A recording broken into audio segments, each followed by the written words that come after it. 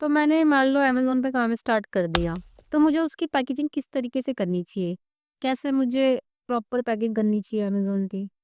देखिए, अमेज़न पे पैकिंग कैसी होनी चाहिए, ये बहुत ही नॉर्मल सा क्वेश्चन है सुनने के लिए, लेकिन बहुत मैटर करता है।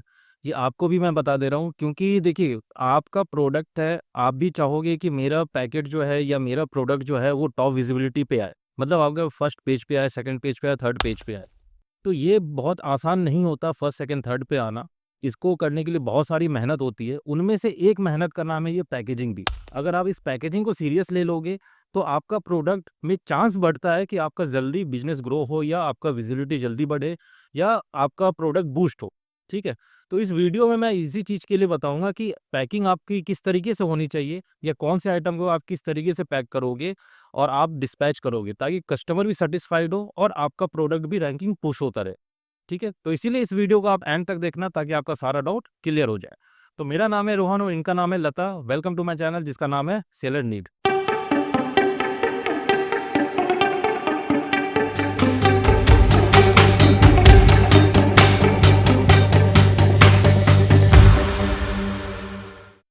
अब ये वीडियो उनके लिए ज़्यादा बेनिफिट होगा जो नए सेलर हैं या जिन्होंने अपना काम नया स्टार्ट किया है या जो सोच रहे हैं ऑनलाइन में काम करने के लिए, अमेज़न से जुड़ने के लिए और अपना बिज़नेस आगे बढ़ाने के लिए। उनके लिए ये ज़्यादा बेनिफिशियरी वीडियो है ये।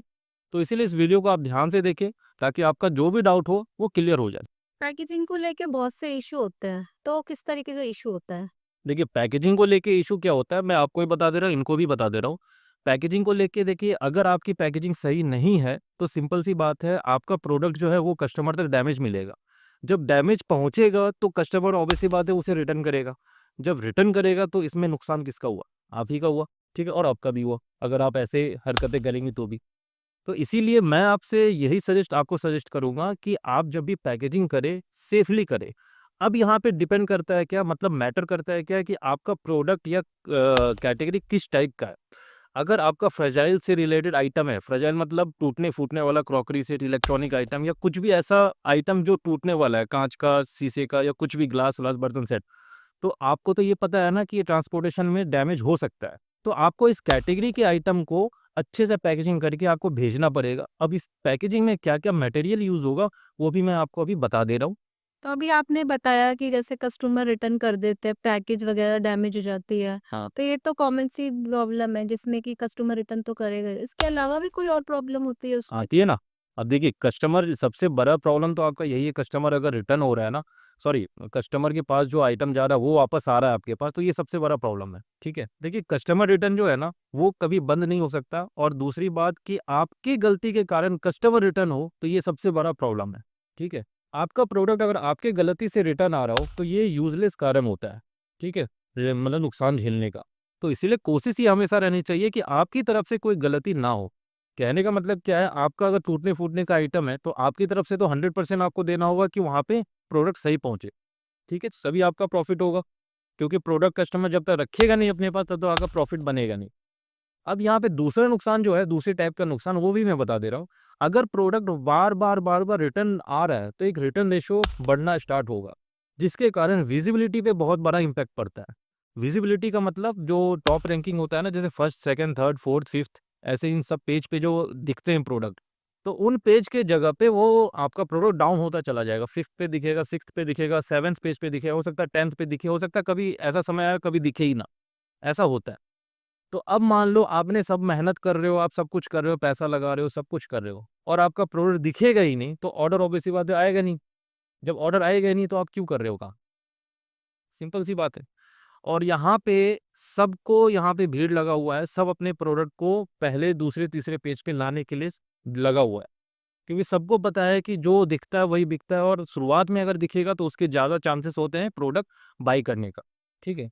आपके इन छोटी सी गलती के कारण अगर प्रोडक्ट का विजिबिलिटी डाउन हो जाए, तो ये यूज़लेस कारण होता है। इसीलिए पैकेजिंग एकदम छोटा-सा टॉपिक है, नॉर्मल सा टॉपिक है, लेकिन आपको इस पे थोड़ा ध्यान देना पड़ेगा। अब मैं ये नहीं कह रहा कि आप छोटे से चीज़ में आप लोहे का बॉक्स बना दो या उसमें भेजो ताकि टूटे ना, ये कहने का मतलब नहीं है। मेरे कहने का मतलब ये है कि आपका जो प्रोडक्ट है, वो सेफ़ली कस्टमर तक पहुँचे और पैकेजिंग ऐसी होनी चाहिए कि फर्स्ट इंप्रेशन आपका वहाँ पे ज़्यादा बने, ठीक है? मतलब first impression is the last impression, ये आपने सुना होगा, आपने भी सुना होगा। तो वो जो फर्स्ट इंप्रेशन लास्ट इंप्रेशन होता है ना, वो आपका एक क्रिएट हो जाए वहाँ पे। तो पैकेजिंग आपको इस तरीके से करना चाहिए, ठीक है। अब अगला कारण क्या होता है कि अगर देखिए आपका पैकेजिंग सही नहीं है, इंप्रेशन आपका सही नहीं बैठा, तो उस कारण से कई बार क्या होता है कि कस्टमर को वो प्रोडक्ट तो सही मिला, ठीक है, कस्टमर तक वो प्रोडक्ट सही पहुंचा, सब कुछ सही है, लेकिन वो पैकेजिंग को लेके ना थोड़ा सा अनसेटिस्फाइड कहीं ना कहीं रहेगा वो, जिसके कारण असंतुष्ट होने के कारण वो रेटिंग 5 की जगह 3 दे सकता है या 4 दे सकता है। ये आपका रैंकिंग में मतलब रेटिंग में थोड़ा-सा चेंज हो जाएगा।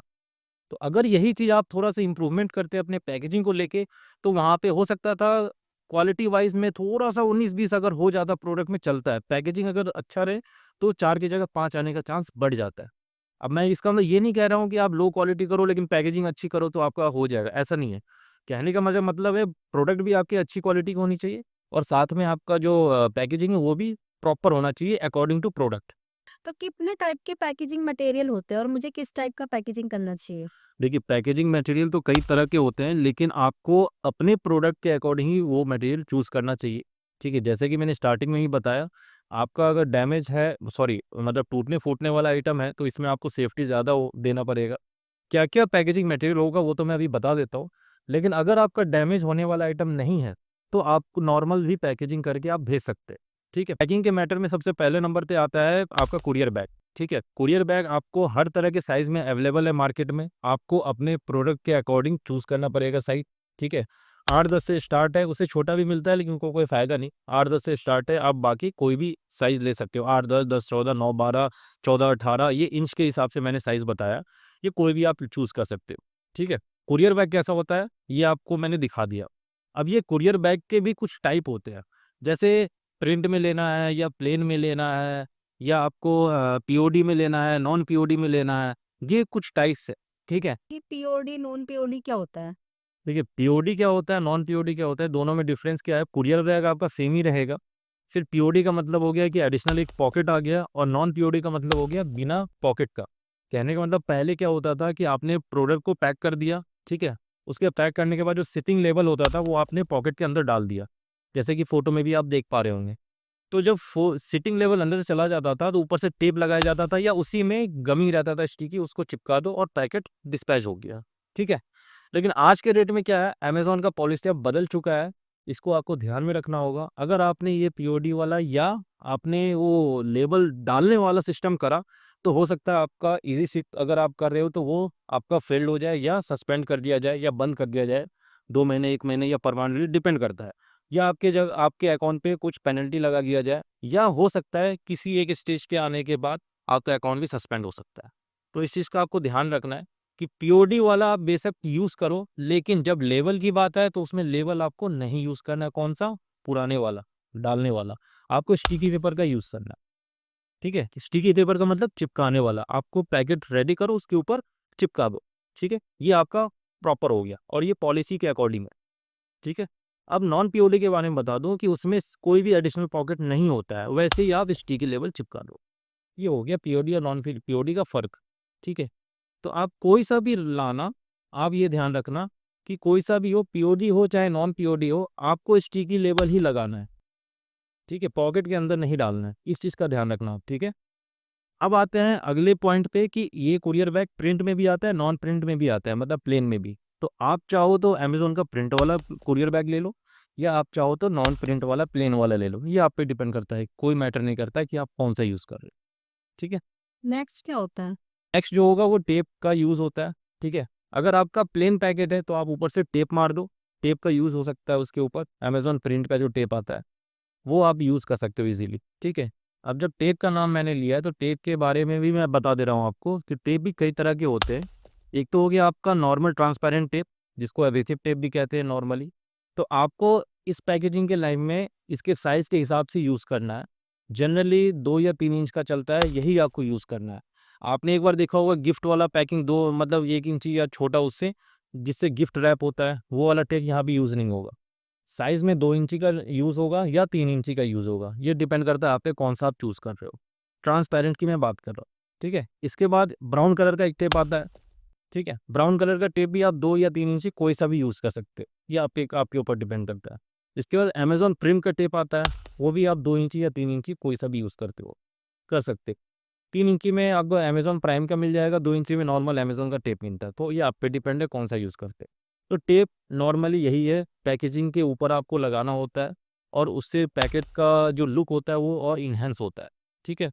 एक साथ में एक और टेप आता है, वो होता है फ्रेजाइल का टेप, ठीक है? फ्रेजाइल मतलब क्या हो गया कि कुछ अगर डैमेज होने वाला आइटम है तो आपने एडिशनल एक और टेप मार दिया ऊपर से, वो रेड कलर का आता है, वो 2 इंची में मिल जाता है ईज़िली किसी भी जगह पे। वो आपने लगा दिया तो सामने वाले पिकअप हुआ या ट्रांसपोर्टेशन में जो बंदा कैरी करके ले जाएगा उससे भी एक नॉलेज में रहेगा कि हाँ, इसके अंदर फ्रेजाइल का आइटम है या डैमेज होने वाला आइटम है, तो इसे थोड़ा-सा सेफली ले जाया जाए, ठीक है? के बाद उसके बाद देखिए कैरिगेटेड बॉक्स का यूज़ होता है या रोल का यूज़ होता है या उसे गत्ता भी कह सकते हैं। मतलब आप चाहो तो पन्नी को यूज़ ना करके मतलब कुरियर बैग को यूज़ ना करके कैरिगेटेड बॉक्स का भी यूज़ कर सकते हैं, जिसे गत्ता पैकिंग कर कह सकते हैं या गत्ते वाला बॉक्स कह सकते हैं या रैप कह सकते हैं। मतलब एक रोल होता है, सॉरी, गत्ते का एक रोल भी आता है, वो रोल का भी आप यूज़ कर सकते हैं। तो जैसा आपका प्रोडक्ट है मैंने स्टार्टिंग में ही बताया था, अगर टूटने-फूटने या डैमेज होने वाला आइटम है तो आप इन सारी चीज़ों का यूज़ करो, गत्ते का यूज़ करो या गत्ते वाले बॉक्स का यूज़ करो, ठीक है? कॉरुगेटेड बॉक्स में क्या होता है, लेयर के हिसाब से वो डिफ़ाइन किया जाता है। ये भी अलग-अलग साइज़ में अवेलेबल है। छोटे साइज़ का भी बॉक्स आता है, बड़े साइज़ का भी बॉक्स आता है और सबसे बड़े साइज़ का भी बॉक्स आता है। तो ये डिपेंड करता है कि आपका आइटम कौन से साइज़ का है, ठीक है? अब इसमें एक लेयर आता है, 3 लेयर, 5 लेयर, 2 लेयर, इस टाइप से लेयर्स होते हैं। तो जितने ज़्यादा लेयर होंगे उतनी ज़्यादा प्रोटेक्शन होंगी, ठीक है? लेकिन अगर आपका पैकेट नॉर्मल सा है, मतलब कहने का मतलब अगर आपका मान लो काँच का एक ग्लास है, तो काँच का अगर ग्लास है तो उसमें आपको 5 लेयर कम से कम यूज़ करना चाहिए। जहाँ तक मेरा सजेशन रहेगा, 5 लेयर का आप कैरिगेटेड बॉक्स में यूज़ करो या रैप में यूज़ करो। अगर आपका प्रोडक्ट हल्के काँच का है या मतलब दूसरे इलेक्ट्रॉनिक आइटम में है, तो आप 3 लेयर का भी आप यूज़ कर सकते हो। ईज़िली वो चला जाएगा, कोई दिक्कत नहीं होगा। उस बॉक्स के अंदर डालो, उस बॉक्स के अंदर डालने के बाद ऊपर से टेपिंग करो। टेप जैसे मैंने बताया, या तो व्हाइट टेप या तो आपका अमेज़न का टेप, अमेज़न टेप ही मार दिया करना और अगर फ्रेजाइल का आइटम है, तो फ्रेजाइल टेप भी मार दो, बेस्ट लगेगा, ठीक है? इसके बाद जो होता है, आप इसके साथ ही आप बबल रैप का भी यूज़ कर सकते हो। बबल रैप का मतलब क्या, बबल्स होते हैं पन्नी वाले देखे होंगे आप भी कई जगह देखे होंगे। तो बबल रैप को अगर आपने प्रोडक्ट में लपेट दिया, उसके बाद कैरिगेटेड बॉक्स में डाला या बॉक्स में डालने के बाद आपने ऊपर से पन्नी डाल दिया, तो भी ये चलेगा, तो भी ये सही लगेगा, लुक सही आएगा। कहने का मतलब अंदर का जो प्रोडक्ट का जो मेन पैकेजिंग है ना, वो हार्मफुल ना हो, मतलब वो डैमेज ना हो। कहीं से भी उसका जो स्थिति है ना, सिचुएशन वो बिगड़े ना। जैसे कोना दब गया, आपका मान लो आप हैंड्स फ्री सेल करते हो, ब्लूटूथ हैंड्स फ्री सेल करते हो, उसका एक डब्बा होता है प्राइमरी पैकेजिंग, पहले से ही आता है वो, लूज़ में तो आप करते नहीं। तो वो जो प्राइमरी पैकेजिंग है वो भी डैमेज नहीं होना चाहिए, ठीक है? उसको सेफली पहुँचाने के लिए आप कैरिगेटेड बॉक्स का यूज़ करो या उसपे बबल रैप करके फिर पन्नी को कुरियर बैग में डालो या आप सीधा कैरिगेटेड जो रोल आता है उसमें लपेट करके आप भेजो। ताकि कस्टमर तक वो बिना किसी स्टिच के या बिना किसी प्रॉब्लम के वो सेफली प्रॉपर डब्बा जब खोले कस्टमर, तो प्रॉपर डब्बा होना चाहिए। कहीं से भी झुका हुआ, दबा हुआ, डेंट, स्क्रैच उस डब्बे के ऊपर ना आए। प्रोडक्ट तो अंदर सेफ रहेगा ही रहेगा, उसमें कोई दिक्कत नहीं है। लेकिन प्रोडक्ट बाद में, मैंने क्या बताया था, इम्प्रेशन पहले। तो इम्प्रेशन आपका वो फर्स्ट लेयर का जो रहता है वो सेफली होना चाहिए, ये आपका टारगेट रहना चाहिए हमेशा, ठीक है? इसके बाद आपका एक पैकेजिंग में ही मटेरियल में एक और आइटम आता है, कटर और प्लस डिस्पेंसर। कटर नाम से ही पता चल रहा है काटने-पीटने के लिए यूज़ किया जाता है। आप अपने अकॉर्डिंग कोई भी छोटा-सा कटर यूज़ कर सकते हो, ठीक है? अब आते हैं डिस्पेंसर पे। वो जो आप टेप यूज़ कर रहे थे ना, तो टेप को डिस्पेंसर में लगा करके यूज़ करना चाहिए ताकि काम और ईज़िली और फास्ट हो जाए। तो जितने इंच का आपका टेप रहेगा, उतने इंच का आपको डिस्पेंसर लेना पड़ेगा। अगर 2 इंच का टेप है तो 2 इंच का डिस्पेंसर, 2 इंच का 3 इंच का डिस्पेंसर है तो 3 इंच का टेप। दोनों को मैच करके चलना, ताकि आपको ईज़िली वो टेप लगाने में आसानी हो और काम फास्ट हो, ठीक है? अब देखिए साथ में आपको एक पैकेजिंग मटेरियल दिखा ही दे रहा हूँ। ये देखिए जैसे ये आपको भी दिखा रहा हूँ, आपको भी। ये जैसे कैरिगेटेड बॉक्स है, ठीक है? अमेज़न का ही है। ये इसके अंदर आपका प्रोडक्ट चला जाएगा और इसके ऊपर टेप लग जाएगा। टेप लगने का मतलब कुछ इस तरीके से टेप सील्ड हो जाए। आपने भी कभी खरीदा होगा तो देखे होंगे अमेज़न प्राइम की तरफ से या एफबी की तरफ से आता है, ठीक है? तो आप ऐसे करके अंदर बॉक्स अंदर डाल के प्रोडक्ट और आप भेज सकते हैं। अब अगर मान लो आपका प्रोडक्ट छोटा है, तो छोटे साइज़ का आप बॉक्स लो, बड़ा है तो इससे ज़्यादा बड़े साइज़ का लो, या थोड़ा-सा भी अगर है अंदर मतलब जगह स्पेस बच रहा है, आपने थिन साइज़ का मँगाया, लेकिन उसमें जगह बच रहा है, तो आप उस आइटम को क्या करो बबल रैप में या करीगेटेड बॉक्स का ये जो रैप आता है ना, रोल जो मैंने बताया था, उस रोल में थोड़ा लपेट के फिर अंदर डालो और तब फिर इसे पैकेजिंग करो। पैक करने के बाद इस यहाँ पे शिपिंग लेबल लगा दो। जैसे तो अंदर उसको रैप करने से मतलब उसको रोल करके अंदर रखने से क्या होगा कि अंदर का जो मूवमेंट है ना, वो मूवमेंट नहीं होगा, और जब मूवमेंट नहीं होगा तो ट्रांसपोर्टेशन में वो और ज़्यादा सेफली पहुँचने का ज़्यादा चांस बन जाता है। ठीक है? तो ये था आपका पैकेजिंग। इन्हीं सब पैकेजिंग मटेरियल को यूज़ करके आप अपने प्रोडक्ट को शिप कर सकते हैं। तो इसके अलावा अगर कोई भी क्वेश्चन रह गया हो आपके माइंड में, या कन्फ्यूज़न हो गया हो, या मेरे से कुछ छूट गया हो और आपको बताना है, तो आप कमेंट बॉक्स में आप मुझे बता सकते हैं, या आप मेरे से उस जगह पे पूछ सकते हैं। तो अगर इस वीडियो से आपका डाउट क्लियर हुआ हो तो प्लीज़ इस वीडियो को लाइक, शेयर और सब्सक्राइब कर दें, ताकि नेक्स्ट वीडियो डालने का हमें मोटिवेशन मिले और आपको डालते हुए वीडियो नोटिफ़िकेशन मिले। ठीक है? Thank you.